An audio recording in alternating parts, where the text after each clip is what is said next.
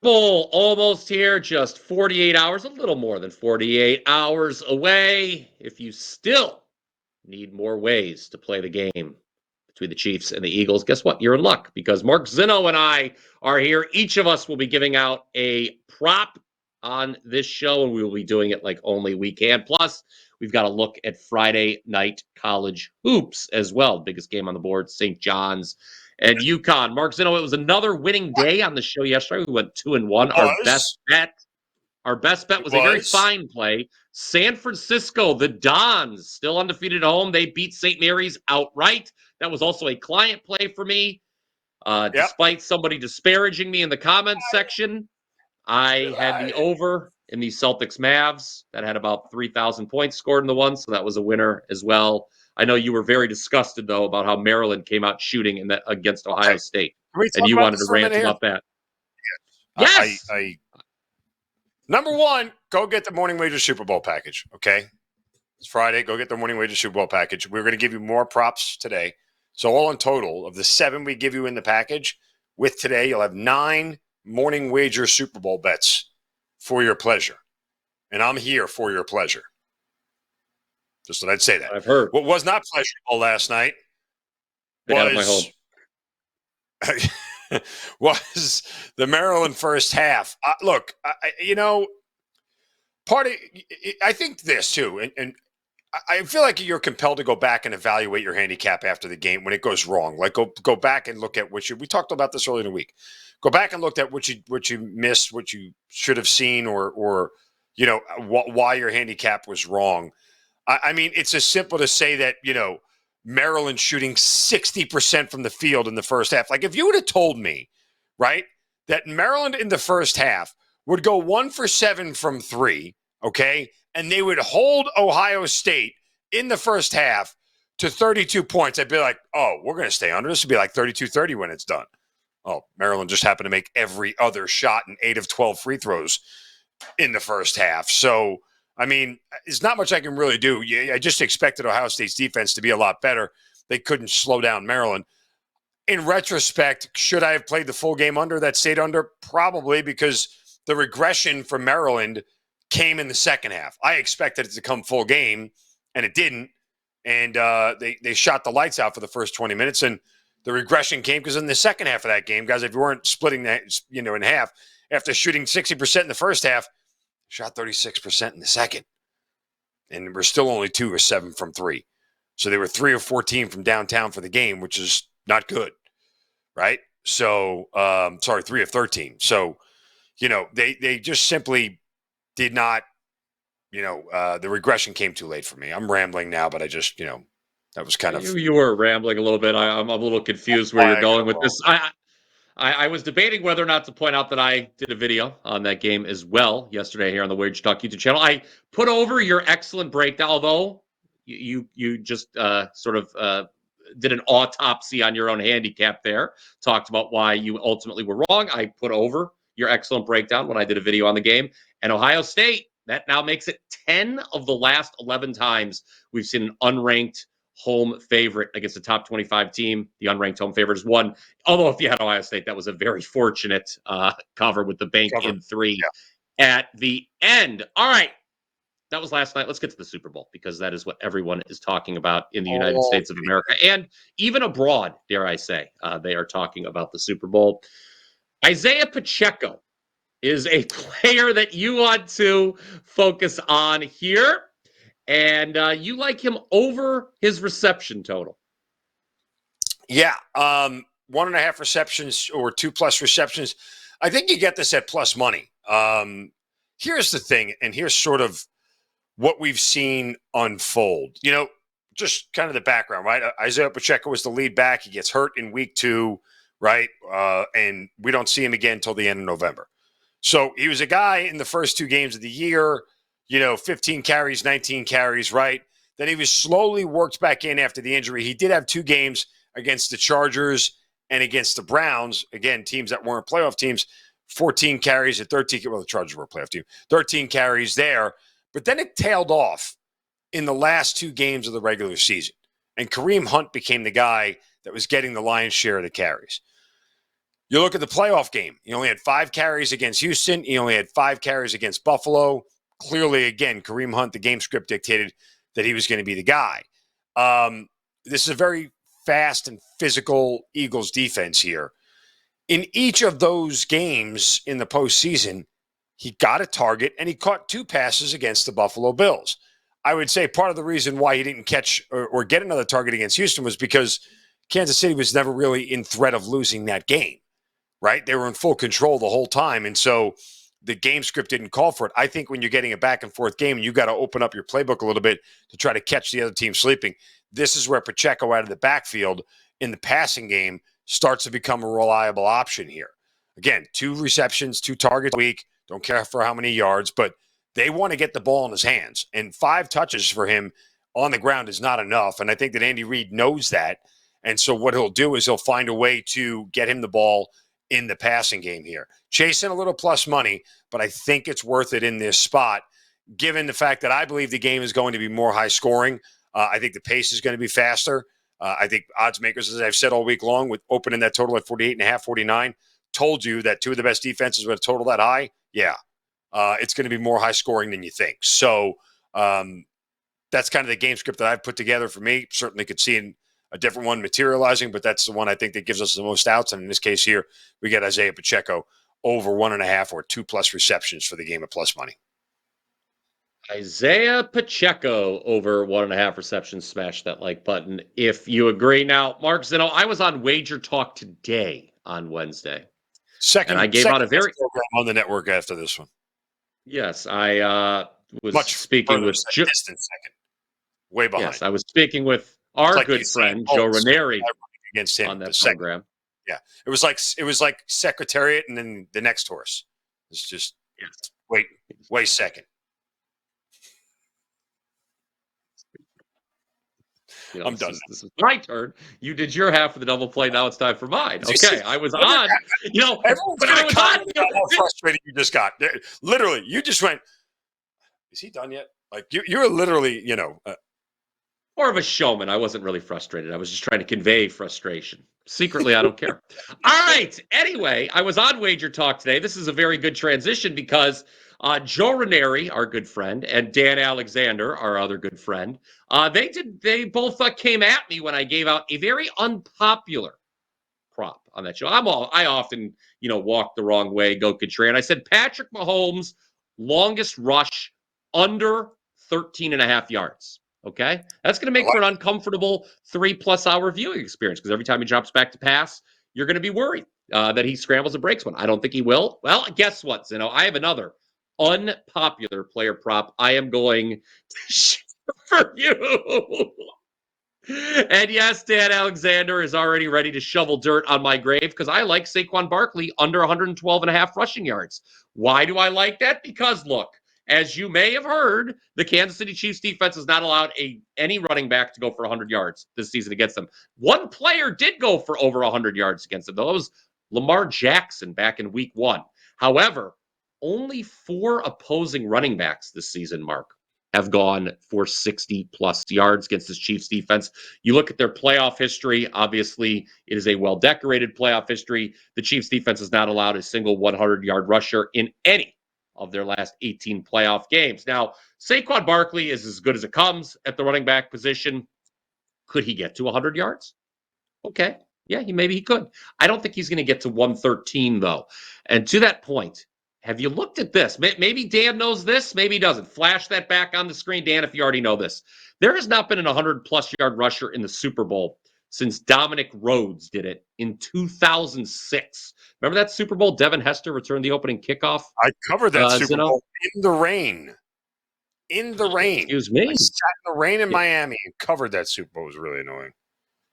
Now, if we go back to our days in high school, 1994, there have been only 5 100+ yard rushers in the Super Bowl over the last 30 years. That surprised me. 2 of them finished with exactly 102. So thank you. So that would not be enough. The only players to go over this number of 112.5 in the last 30 years. Read that again. Rhodes. What's that? Actually, pretty good, nice research. Yes. Yes. What do you know? I actually show up and do my job every once in a while here. But the only players in the last 30 years to go over 112 and a half rushing yards in the Super Bowl were Rhodes, who finished with 113 in 06. Michael Pittman had 124 yards rushing for the Buccaneers against the Raiders. Remember, that was one of the worst Super Bowls ever. John Gruden knew the entire Raiders playbook. That was brutal to watch. Well, that's And good then coach.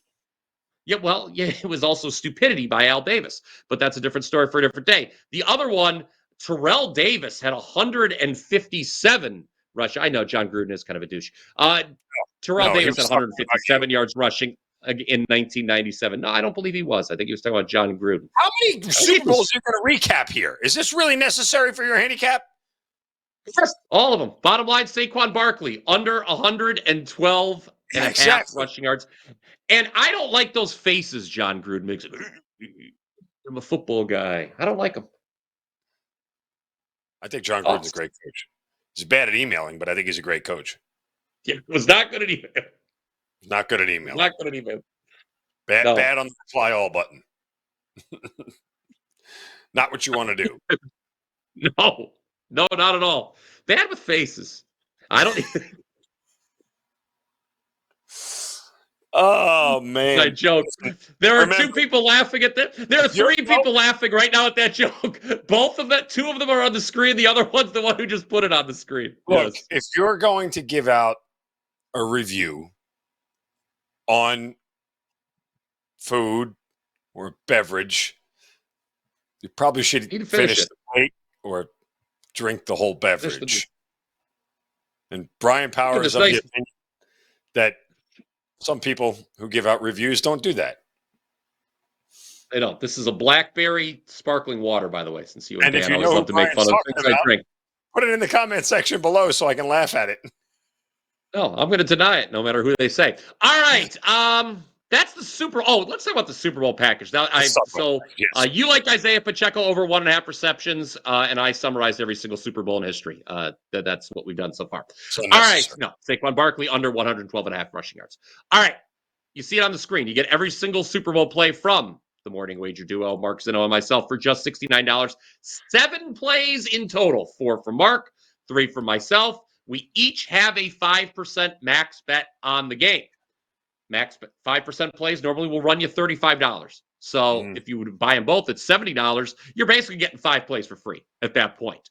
This is a tremendous deal. Many of you have already taken advantage. We would like to see more of you take advantage. Like I said, about 48 hours to kick off.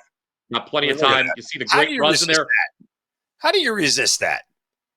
Two good-looking people. I'll tell you that. And by the way, this needs to be updated. I'm currently 4-0 on 5% plays of 2025. Oh, I am 3-0 in Super Bowls the last 2 years. 6-0 the last 4 times the Chiefs have been in the Super Bowl. I know you love that stat. And if you just want a simpler number, we're 68% in the NFL since Christmas. So we're rolling into this one feeling pretty good as well.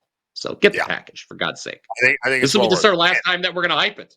Do I have to tell you guys, do not waste your time, energy, effort, or even, dare I say, money on any other package at WagerTalk but this one.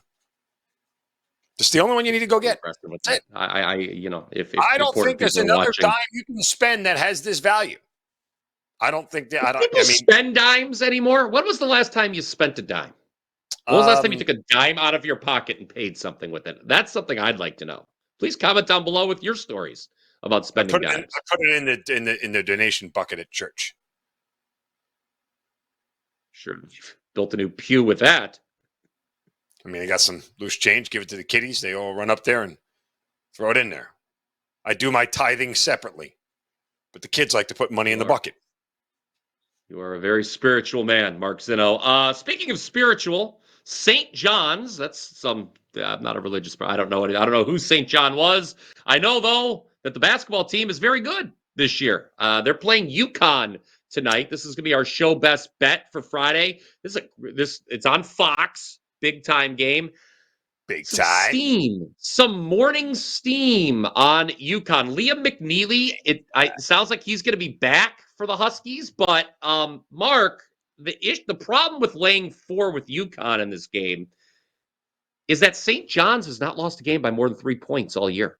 Well, not only And they have that, a huge defense. They have a huge defensive edge. yeah, they're You and not as good. St. John's is the better basketball team. Yes. With whether or not UConn has McNeely or not, and you look at the delta. You always you love to use the term delta. I don't know if that's because you're an exclusive member with that particular airline, but there is a huge delta between. Sorry, I hope I didn't give away too much information there. No, But there's a huge gap between these teams defensively. I proudly display my diamond medallion status on Delta. Thank you very much. There you go. Okay, well, St. John's is 4th in adjusted defensive efficiency nationally. They will probably display that. UConn doesn't want to display their adjusted defensive rating because it's 118th, the lowest of the Dan Hurley era. Not very good. Not only that, they play super slow and St. John's plays super fast. This is a styles make fights kind of deal. Look objectively, do we really still believe that UConn is the 20th or 19th best team in the country? Nah. I don't. No, I don't. I mean, here's what your fear is with St. John's. I mean, again, they've won 9 straight. They've won some close ones as of late. An overtime win over Xavier, a 2-point win over Providence, a close game. They pull away by 6 against Marquette. So, and the only other thing you really worry about here is that UConn hasn't played since February 1st, which was last Sunday. So they've had 5 straight days off. Saturday, that's what I meant. Sorry. 5 straight days off, and St. John's played on Tuesday. So, but this is kind of personal for St. John's, and I'm sure Rick Pitino has talked to his players about this because last year the Johnnies, if I recall, they got swept by UConn because, well, UConn went on to win the national title. So they lost the regular season game at home to UConn, and they lost the regular season finale to UConn. And yeah, they actually lost 3 times to UConn last year. You believe that? So I know it's personal for St. John's. They're on a roll here. I'll take the points with the better team. I mean, that's simply what it boils down to here. This is kind of UConn's season, but we've seen UConn not have their best game. And after having 2 games back-to-back, what look like their best games, they what do you call it? They may be due for some aggression here. So Johnny's all the way. And I would wait, guys, honestly. Not because you have to wait for the starters. I was going to say this line may keep moving. There may be a ton of Connecticut steam coming on this thing. And we've seen these spots with these. Yeah, I think it's wrong too. So go Johnnies. Don't call them the Redmen. I think that's illegal now. They are the Red Storm. They ever the Redmen? Yeah. They were the Redmen once? Yeah. Oh, I was unaware of that. They got rid of that because somebody thought red men meant something different than. It's, to be fair, I mean, that's, again, I don't even want to talk about those emails again to John Gruden. All right. Yes. Yes. I get how it is. All right. Let's talk. Now a Guardian, still a Chief, still a Brave, still a Tribe. Look, I don't know. You if you want to go through all that on your own time, you can. I'll tell the people this.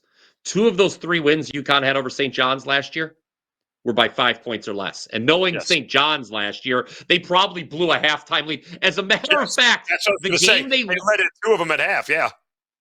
The game they lost by 13 at home, St. John's last year, to UConn, they were winning at the half.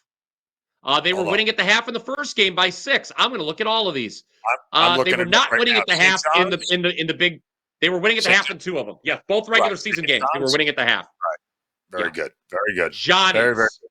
They blew 2 first half leads, a 1-point lead, a 6-point lead, and they got smoked in the last one, right? I mean, no, they were only down by 5 at half. It was, in fact, they had got within 1 in the second half before losing. They lost by 5. Yeah. All right. Well, there you go. St. John's.